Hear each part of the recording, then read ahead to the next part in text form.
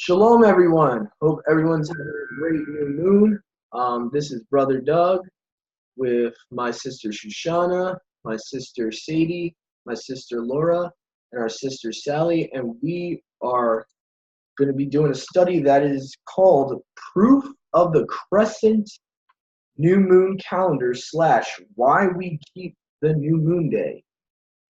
And a lot of times in Scripture, the new moon and the Sabbath will be lumped together in a verse, but separately because they are very similar. They both a day of rest, both a day where the gates are to be opened. And so we will also be getting into that. But first, I'm going to allow my sister Shoshana to show you some interesting verses from the book of Enoch that refer also to the new moon day. So the book of Enoch is an extra scriptural book. So I'll let Shoshana take it away now.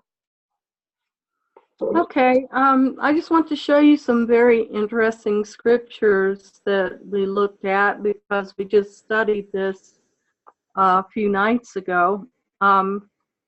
If you'd like to check out Enoch 72, verses 20 and 32, verse 20 says, "On that day, the day is equalized with the night and becomes of equal length, and the night amounts to 9 parts and the day to 9 parts."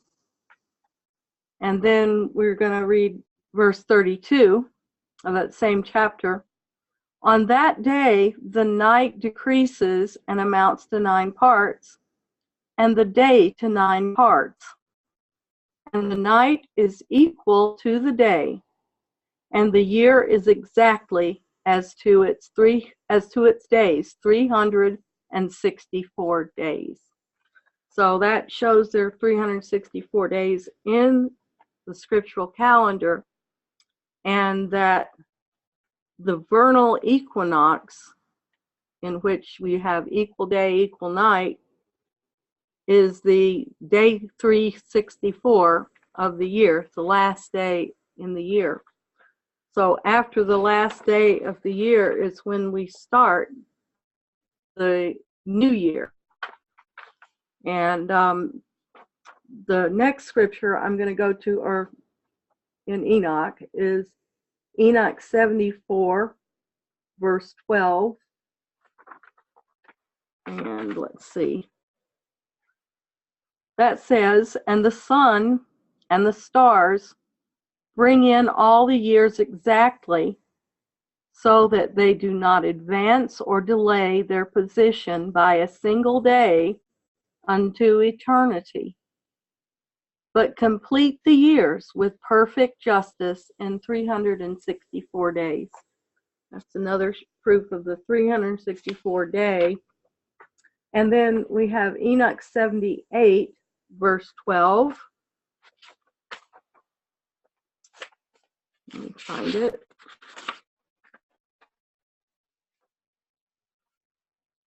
And that is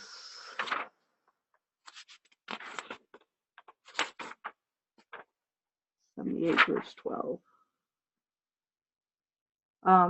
Okay. 78, verse 12 shows that the first new moon is the crescent.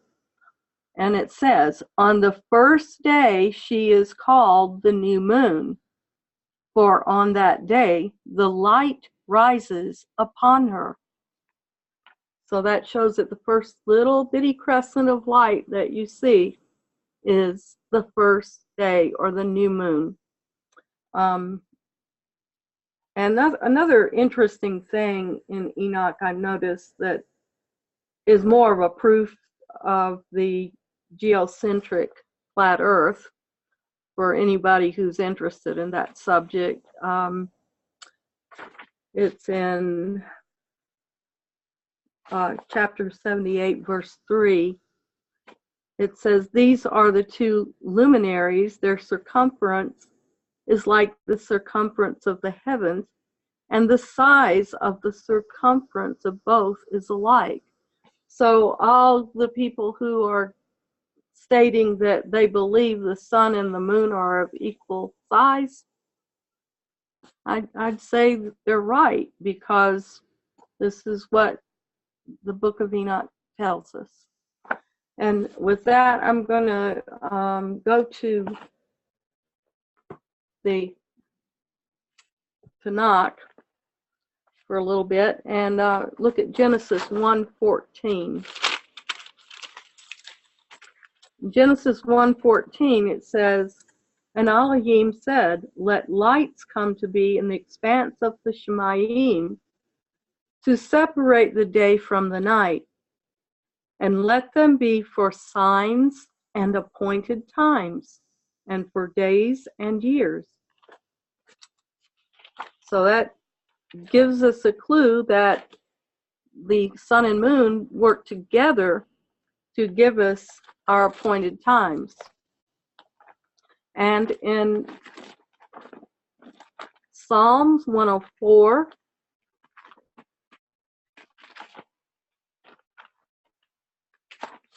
let me turn there, Psalm 104 and verse 19, I believe it is.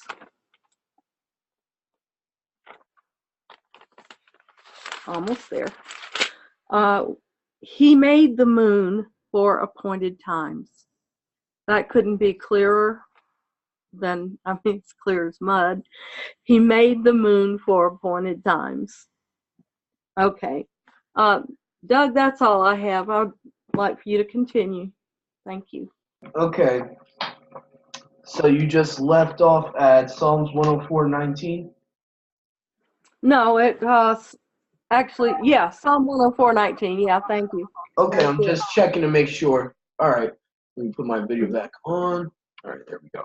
Yeah, there's also Numbers 10:10 and Psalm 81:3 and 4 that we could go to. Yep, I'll definitely get to that. Psalms. So did you read from Numbers 10 yet or no?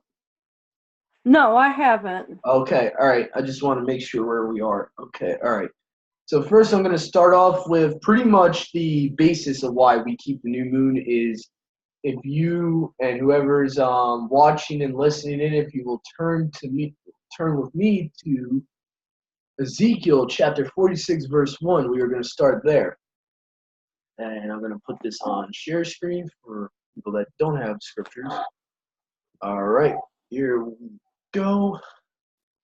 Thus says Yahuah, the gate that is in the inner court that looks eastward shall be shut the 6 working days, but let it be opened on the Sabbath day, and it shall be opened on the day of the new moon. Now, obviously, Yahuah is saying that the gate to the inner court is going to be shut 6 days of the week that you are to work, but it will be opened on the Sabbath day, which is the 7th day, which is a day of rest, and also it will be opened on the new moon day. So what we can take from this is that the new moon day is a day of rest, just as the 7th day Sabbath is. So now we're also going to be continuing now, and we're going to be going to Numbers chapter 10, verse 10. And just for people that, if I'm going too fast, I will be citing these verses when I upload this this study to YouTube. So just bear with me. And in the days of your gladness, Numbers chapter 10, verse 10. And in the days of your gladness, and in your feasts, and in your new moons, you shall sound with the trumpets, meaning more than one, at your whole burnt offerings and at the sacrifices of your peace offerings, and there shall be a memorial for you before your Elohim. I am Yahuah, your Elohim. So that was Numbers chapter 10, verse 10, and the first cross-reference I had was Ezekiel 46, verse 1, for anyone that is maybe falling a little behind. Okay, so third... Doug, one thing that you might want to mention is Numbers 10, verse 3, which says, when they blow both of the trumpets, all the congregation shall meet before you at the door of the appointment. Here we go. Hold on. Let me put it back on share screen here, and I think for now on I'll just leave it on share screen. And you shall sound with them, talking about the multiple trumpets, at least 2 trumpets, and all the congregation or assembly shall be gathered to the door of the tabernacle of witness. So that's Numbers chapter 10, verse 3. We're going to quickly move along here, and I got another one from the book of Numbers. This is Numbers chapter 28, verses 11 to 15. And at the new moons, Numbers chapter 28, verses 11 to 15.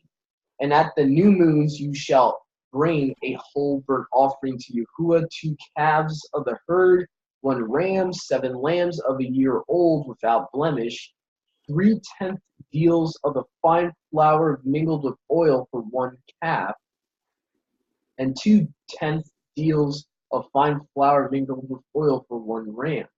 A 10th deal of fine flour mingled with oil for each lamb as a meat offering, a sweet-smelling savor, a burnt offering to Yahuah. Their drink offering shall be the half of a hin for 1 calf, and 1/3 of a hin for 1 ram, and the 4th part of a hin of wine for 1 lamb. This is the whole burnt offering monthly throughout the months of the year. And let me just see different translations if they say moons for that verse. I'm just curious. Let's see here. Oh, okay, that's interesting. The Masoretic text doesn't even say months. So actually, there's a little bit more to that verse in the Septuagint. Septuagint actually says, shall offer kid of goats for a sin offering to Yahuah shall be offered. Oh, okay. It's actually verse 14. My bad about that, guys. All right, I just wanted to see if it says month to month. Huh, that's interesting. So the Septuagint actually says monthly throughout the months of the year. So that's pretty interesting. Anyway, so that was Numbers chapter 28, 11 to 15. And Psalms chapter, we're going to go to Psalms 81 now, verses 3 to 4.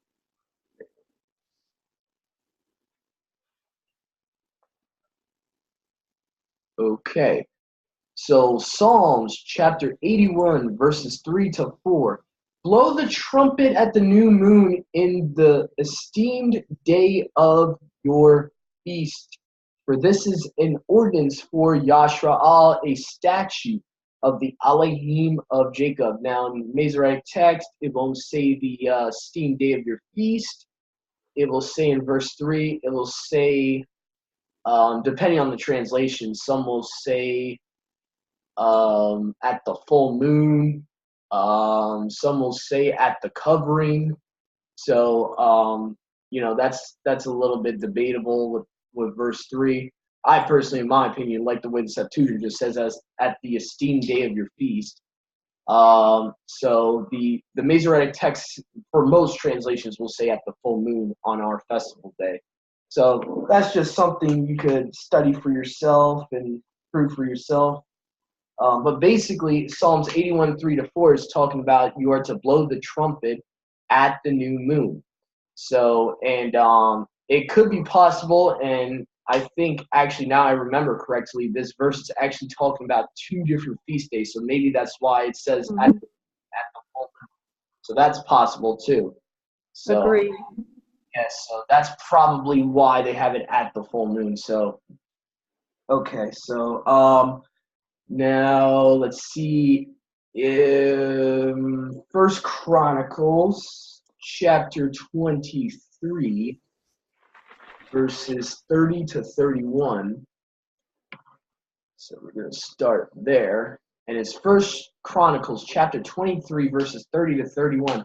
And it says, and to stand every morning to thank and praise Yahuah, and likewise at evening, and to offer all burnt sacrifices unto Yahuah in the Sabbaths, in the new moons, and on the set feasts, by number according to the order commanded unto them, continually before Yahuah. So again, this is talking about the sacrifices that we are to present burnt offerings at the Sabbath, new moon, and the feast days. and by the number according to the order given to them, meaning according to the law of Yahuah. So, and it says continually. That word continually is actually basically meaning forever. It's actually when it says like an everlasting ordinance or continual ordinance. So that's pretty much what verse 30 is talking about. And then 31 goes on to say, to be over all the whole burnt offerings that were offered up to Yahuah on the Sabbaths and at the new moons and at the feasts. But okay, so the order continually is verse 31. And so basically 30 is talking about the stand in morning to praise and give thanks to Yahuah, and also in the evening. So the first part is giving thanks, sacrifice of praise. And then the second part is talking about the sacrifices for the new moons, the Sabbaths, and the feast days. All right, so that was 1 Chronicles chapter 23, verses 30 to 31. Now I have a couple from 2 Chronicles. So we're going to go first to 2 Chronicles, and we'll do it in numerical order here. Chapter 2, verse 4. That is 2 Chronicles, chapter 2, verse 4. Behold, I also, his son, am building a house to the name of Yahuah, my Elohim, to set him apart, to burn incense before him, and to offer showbread continually forever, and to offer up whole burnt offerings continually morning and evening, and on the Sabbaths, and at the new moons, and at the feasts of Yahuah our Elohim. This is a perpetual statute, and perpetual is also another term for eternal, for Yashra'al. So again, this is basically, and I believe in context, this chapter is about King Solomon and all the statutes and commandments he has to do as king of Yashra'al to Yahuah. But specifically in verse 4, this is talking about what he has to do on the feast days, the new moons and the Sabbaths, giving burnt offerings to Yahuah, and setting him apart, which is very interesting. I like that. So very cool. So that was 2 Chronicles chapter 2, verse 4. Now we're going to go to chapter 8 of 2 Chronicles, verses 12 to 13. So let's go there real quick. All right, chapter 8 of 2 Chronicles, verse 13. According to the daily rate, to offer up sacrifices according to the commandments of Masha on the Sabbaths and at the new moons and at the feasts 3 times in the year, and at the feast of unleavened bread and at the feast of weeks and at the feast of tabernacles. So basically what this verse is saying, what Yahuah is saying here, is that to offer up sacrifices according to the law of Yahuah that was given by his servant Masha, which is also known as the law of Masha, interchangeably in the Torah. It's saying that they are to give these sacrifices on these appointed times because it's actually in the law for them to do so. And it's saying at the Sabbaths, at the new moons, and at the feast days, which you can find in Leviticus chapter 23. And it's saying 3 times in the year they must present themselves to Yahuah. And at the Feast of Unleavened Bread, the Feast of Weeks, and the Feast of Tabernacles. So interestingly enough, at the Sabbaths and new moons, they are to offer the same offerings they are to offer at the feast days. So basically, that's what it's saying there in verse 12. And let me see, in verse 13, it goes on, according to the, so, oh, whoops, my bad. I kind of read ahead. I forgot about verse 12. Then Shalamoth offered up to Yahuah whole burnt offerings on the altar which he had built to Yahuah before the temple. So this is the story of Shalamoth, or Solomon in the English, giving Yahuah these burnt offerings to the altar he actually built for Yahuah at the temple. So, and then verse 13, I obviously just read about these sacrifices are for the new moons, the Sabbaths, and the feast days, continually, like basically forever. So that was 2 Chronicles chapter 8, verses 12 to 13. Now we're going to go to 2 Chronicles chapter 31, verse 3. So 2 Chronicles chapter 31, verse 3. And that says, just bear with me for a second. I'll share screen back on here. And the king's proportion out of his substance was appointed for the whole burnt offerings, the morning and the evening one, and the whole burnt offerings for the Sabbaths and for the new moons and for the feasts that were ordered in the law of Yahuah. So again, even though the last verse we just read from, it says the law of Masha, this time it says the law of Yahuah. They're one and the same. So anyone that believes in the false doctrine that the law of Masha is not the commandments of Yahuah and that they're separate, or that the Ten Commandments are Yahuah's commandments and what Masha commanded was from him, that's a false doctrine. I'm not going to spend time on that.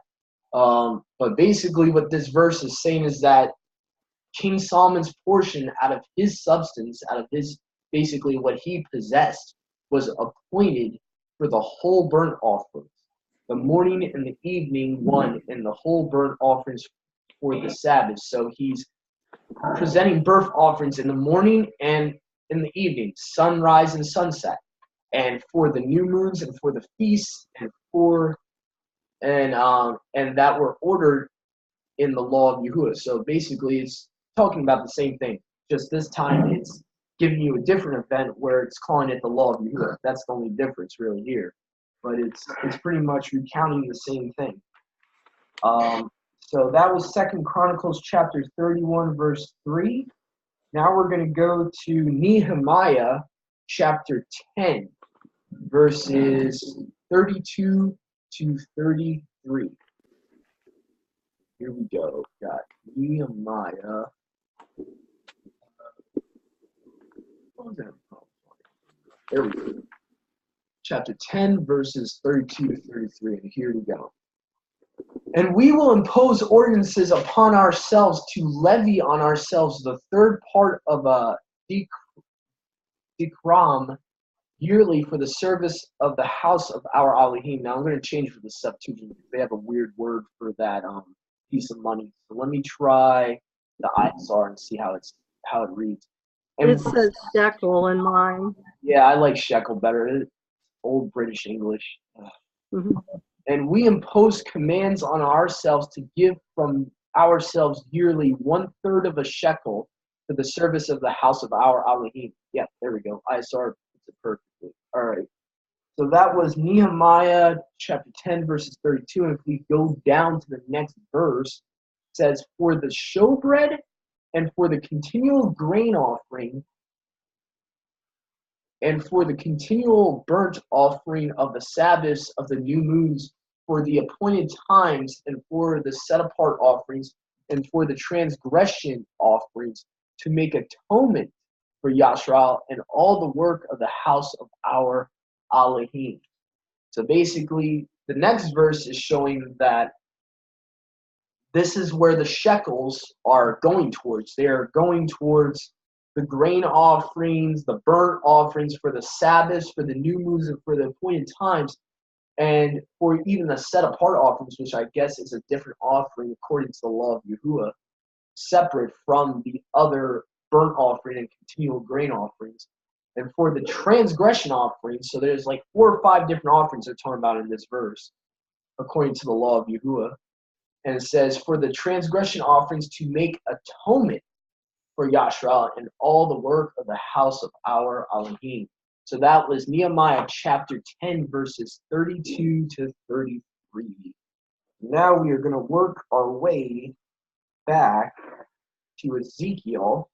This time it's chapter 45, verse 17. Okay, so we're going to go there now, chapter 45 of Ezekiel, verse 17. Ezekiel 45, verse 17. And here we go. And on the prince are the burnt offerings and the grain offerings and the drink offerings at the festival, the new moons, the Sabbaths, in all the appointed times of the house of Yashrael. He is to prepare transgression offering and grain offering, burnt offering, and peace offerings to make atonement for the house of Yashrael. So interestingly enough, Ezekiel 45:17 is actually saying that all these different offerings are for the atonement of the house of Yashrael. Very interesting. Also talks about this is the prince's duties. Now, I'm guessing that's the son of the king. Would make the most sense. So, of course, this is according to Yahuah's law that, if you are the son of the king or you're next to rule as king of Yashrael, this is part of your duties. So again, that was Ezekiel chapter 45, verse 17. Okay, so now we are going to go to 1 Samuel chapter 20, verse 5. So 1 Samuel chapter 20, verse 5.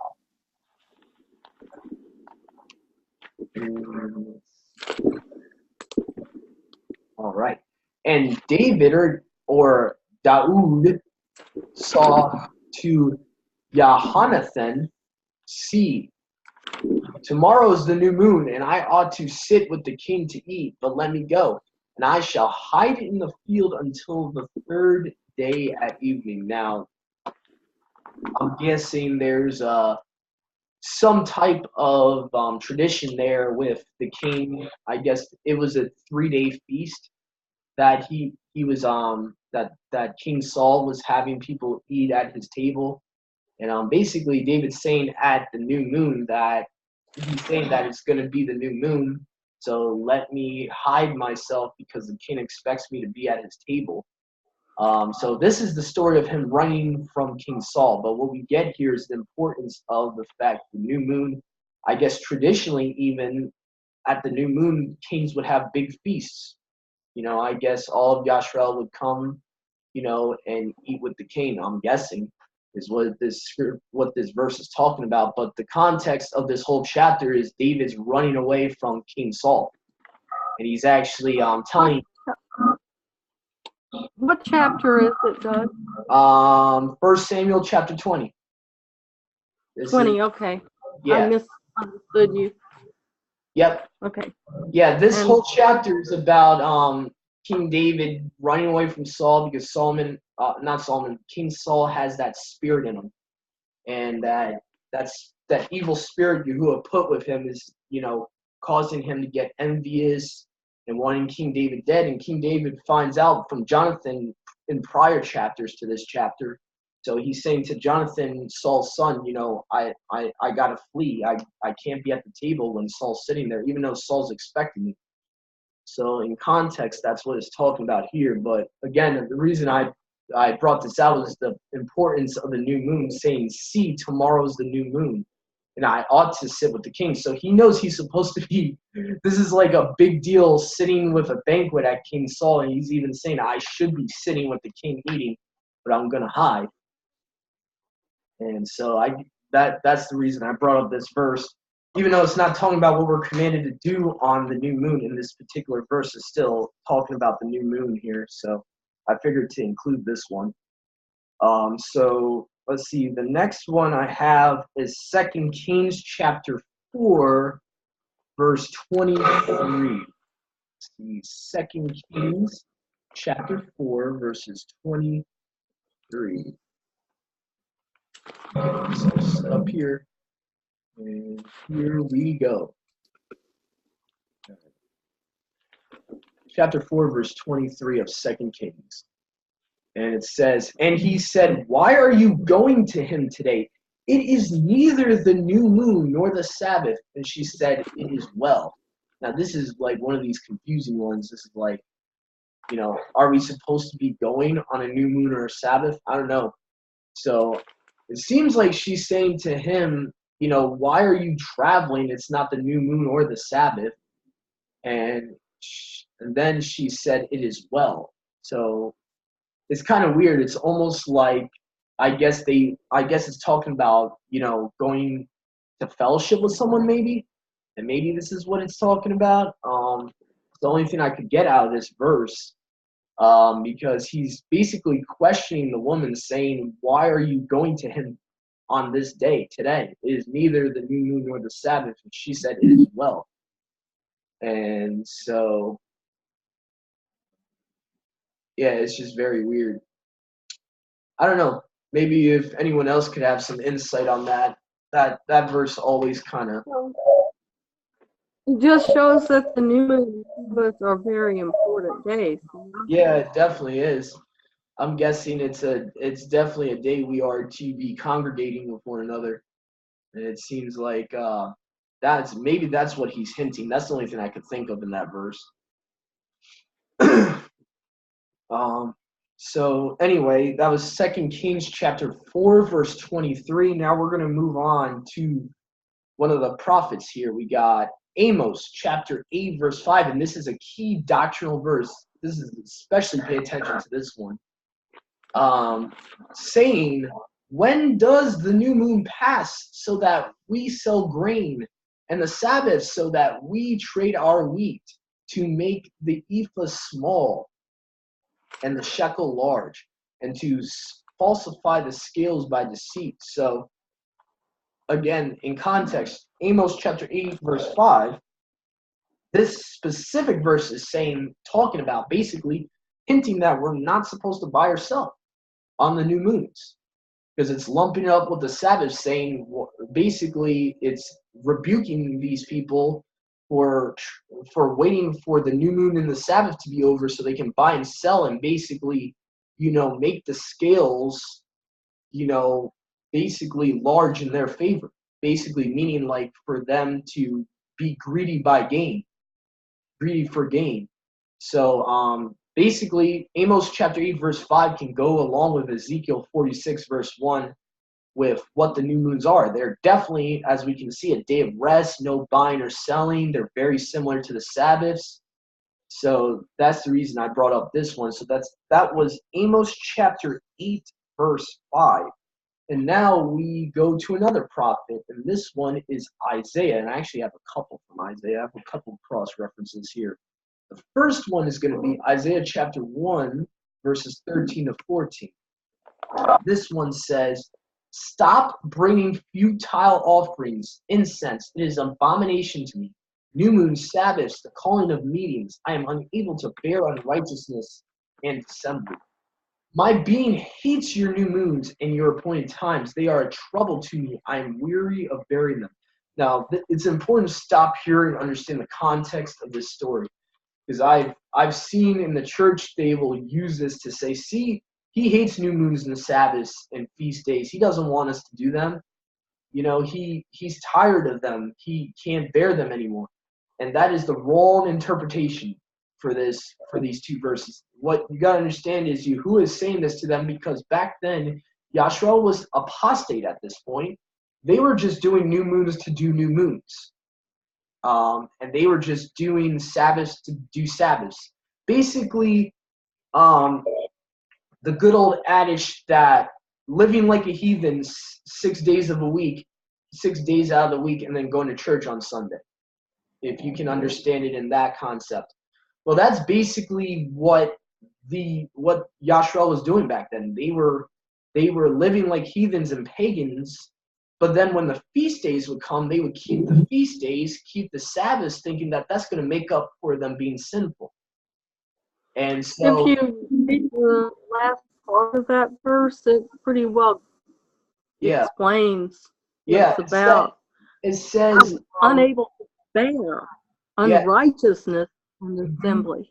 Yeah, the first verse says it. It says right here, I am unable to bear unrighteousness, meaning he can't stand it, and assembly, meaning that the context is that they are working lawlessness and unrighteousness and then trying to come to him and observe his festivals, thinking that it's okay. Well, we're keeping the feast days, we're keeping the Sabbaths. Well, it's okay to keep on sinning. And that's really what Yahuah is referring to, meaning I can't stand your new moons. I hate them. There's. If you look at verse 14, he calls them your new moons, your appointed times. Mm-hmm. They're not like his. And we're supposed to be honoring his new moons and his appointed times. Mm-hmm. Yep. So that was Yashiyahu, Isaiah chapter 1, verses 13 to 14. And the next one I have from Isaiah is one that I believe, almost 100% sure this is fully end times, fully future context here in Isaiah 66, verse 23. And it says in Isaiah chapter 66, verse 23, and it shall be that from new moon to new moon, and from Sabbath to Sabbath, all flesh shall come worship before me. Now, I'm going to use the Septuagint here. You'll see why. It shall come to pass from new moon to new moon, and from Sabbath to Sabbath, that all flesh shall come to worship before me in Jerusalem, says Yahuah. Now, interestingly enough, the Masoretic text doesn't have Jerusalem there. That's pretty interesting to me.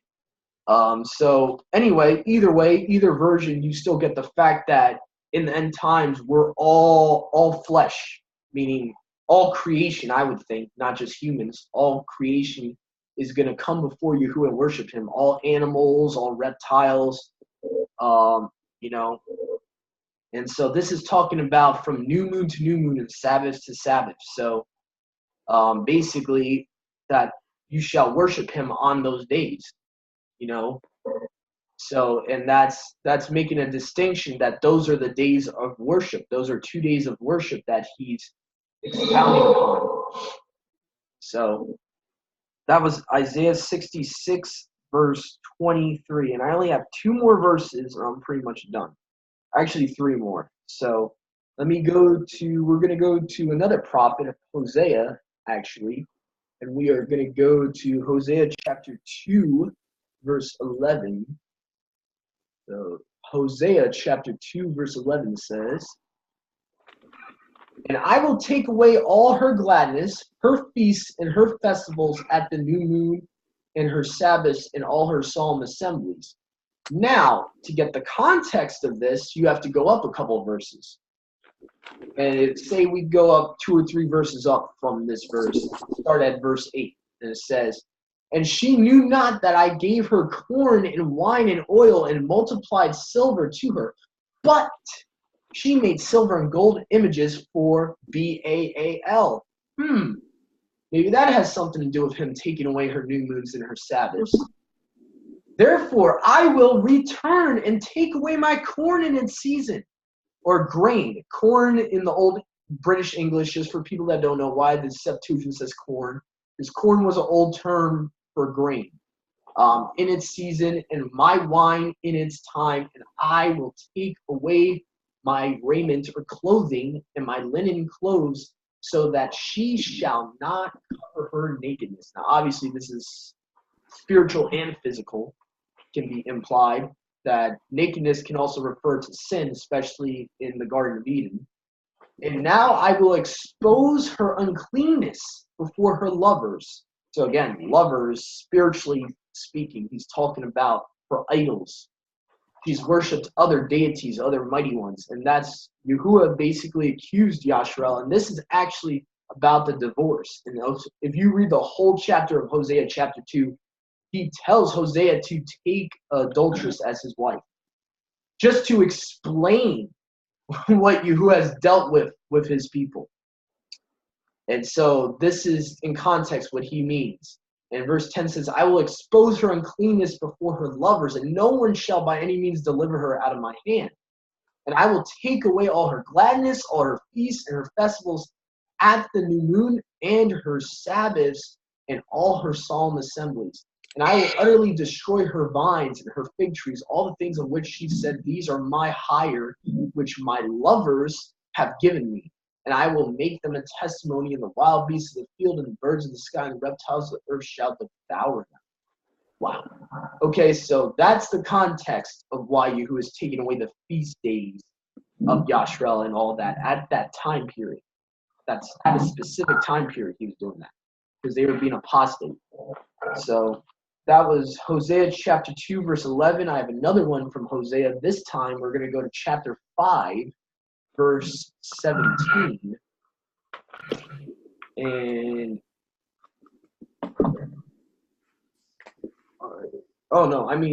verse 7. My bad about that. So it's Hosea chapter 5, verse 7. For they have forsaken Yahuah, for strange children have been born to them. Now shall the cankerworm devour them and their heritages. Wow, that does not sound good. I wonder why they gave me that first. Okay. Sorry about that. I thought that was a real verse. Sorry, I took this study from a website. Please forgive me, guys. So that doesn't really pertain to our topic. My bad about that. So I'm going to just jump ahead to the last cross-reference I have, which is Colossians, the book of Colossians. So we're going to go to the Brit Hadashah now. Colossians chapter 2, verses 16 to 17. Now, most of you will know these verses. Let no man therefore judge you in meat or in drink or in respect of a set apart day or of the new moon or of the Sabbath day. Now, I'm pretty sure the word set apart days should be feast days. Let's see, if I go to the ISR, it'll probably say feast days. Yes. Let no one therefore judge you in eating or in drinking or in respect of a festival or a new moon or Sabbaths, which are a shadow of what is to come, but the body of the Messiah. So basically, if we break these two verses down, it's very simple what Paul is saying in Colossians chapter 2, 16 to 17. He's saying, don't let anyone judge you in keeping these days. Not judging you meaning that you don't have to keep these days. That's usually the Christian theology of those two verses. Especially verse 16, they'll say, oh, see, Paul's saying don't let anyone judge you. But the thing is, he's saying in respect of a festival day, in respect of a Sabbath, in respect of a new moon, meaning that don't let, I personally believe the true context is don't let outsiders like Gnostics, non-believers, and, false converts say, why are you keeping feast days? It's a sin to keep a feast day. Back in Paul's period, when he was writing these epistles, Gnostics were creeping into the assembly of Yahuah. And they were teaching people that feasting is gluttony. Feasting is evil and wicked, and that's what they were teaching people. That eating flesh is a sin. That eating meat was a sin. And so that's what he's talking about too, because he even says in the verse, don't let anyone therefore judge you in eating meat. So again, he's not saying eating all meat, because Christians will also take that to mean pigs, and try to say, oh, see, we're not supposed to be, let no one judge us in eating meat. So that means all meat. No. Obviously, back then, meat was the clean animals. They never considered pigs meat. Israelites never considered. So just to break that down for the listeners, verse 16 in context is talking about don't let anyone judge you in respect, basically in keeping of the feast days, the new moons, the Sabbaths, which are a shadow of what is to come, but the body of Messiah. So meaning that we as the body of Messiah in verse 17 is basically in context saying that we are to judge one another. Don't let outsiders judge. And it's saying, don't let anyone judge you, for these are a shadow of things to come, but the body of Messiah, meaning that the body of Messiah is supposed to judge one another in these matters. Whether we're staying true to the scriptures, we're supposed to be testing all things. So I just wanted to break those two verses down, and that's pretty much it. So that was Colossians chapter 2, verses 16 to 17. Unfortunately, that is the last of this study. If anyone here has anything else to add, any cross-references to add or anything, I think at this point we'll probably be stopping the recording at this point. Just going to give a chance for my fellow brothers and sisters to answer and maybe bring up some other scriptures if they have any. I don't have anything else. Okay. Sister Laura, Sister Sally, do you guys have anything? You guys are muted, just to let you guys know. Actually, there's one thing. Okay. That it's in the book of Enoch, chapter 73 and verse 7. And she sets with the sun, speaking of the new moon. And when the sun rises, moon rises with him and receives the half of one part of light. And in that night, in the beginning of her morning, in the commencement of the lunar day, the moon sets with the sun, and is visible that night with the 14 parts and the half of one of them. It's showing that the new moon always sets with the sun. And we've noticed this as long as we've been keeping the new moons, that we will see the new moon rise exactly where the sun has been after it sets, and then the new moon will set right after the sun. It's like clockwork every month. Just an observation, and it is confirmed in Enoch. Yes, absolutely.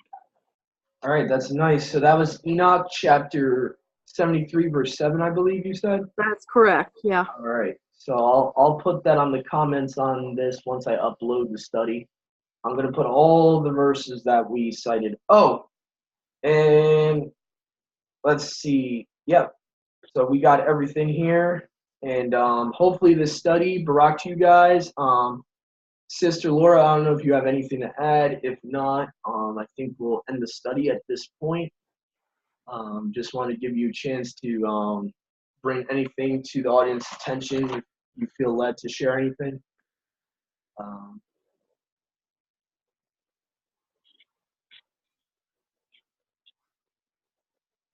Okay. All right. So thank you everyone for joining us. This is the Awakened by Yahuah group. And thank you for joining us for this special new moon study. Hopefully this will encourage you to actually go deeper into Yahuah's word and in his law and start keeping the new moon. Thank you very much. And hopefully maybe this will be also a witnessing tool for Jews in Israel to see that we do keep the whole scriptures. We don't just keep the New Testament. So hopefully you guys got baraked by this study and have a great rest of your Shabbat. Our brothers and sisters out there. Shalom. Shalom. Shalom.